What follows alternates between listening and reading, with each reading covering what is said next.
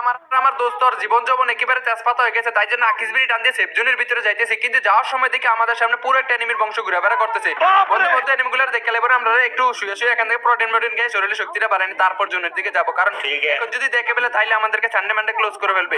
এখানে আমি প্রোটিন খাইয়ে একেবারে শরীরে শক্তি বাড়ানিছি, আর আমার মাথায় নিউটনের বুদ্ধিও চলেছে, কারণ এখানে গিয়ে আমি প্রাইভেট লঞ্চ প্যাডটা ব্যবহার করে সুন্দর করে চালের উপরে চলে যাবো।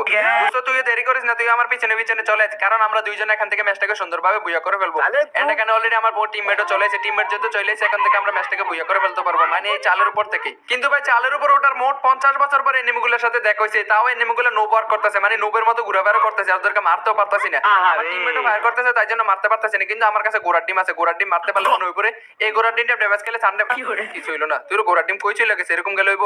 কিন্তু আমার কাছে আরো একটা গোড়ার ডিম আছে, এই গোড়ার ডিম গুলো দিয়ে এনিমিগুলোর সানডে মানডে ক্লোজ করে দিব। অলরেডি 96 গ্রাম খাইছে রে, সেই লেভেলের মাইট, কিন্তু সমস্যা নেই, এটাকে আরে কিল শুরু করে নিয়েছে, এইটাকে আমি আবার নিয়ে নিয়েছি। তুই সোর করো সোর, এরকম টিমমেট থেকে 20 কোটি টাকা ঋণ থাকা ভালো। তুই ভালো গাইস, আমরা একটাকে মারতে না মারতে এনিমিগুলো জন্ম দিয়ে শুরু করে দিয়েছে। এনিমিগুলো আসলে অনেক বুদ্ধিমান এনিমি, আমাদের সাথে ট্রিক্স কাটা, কিন্তু আমি এখন এটাকে চাপ দিব, কিলটা পেলাম না।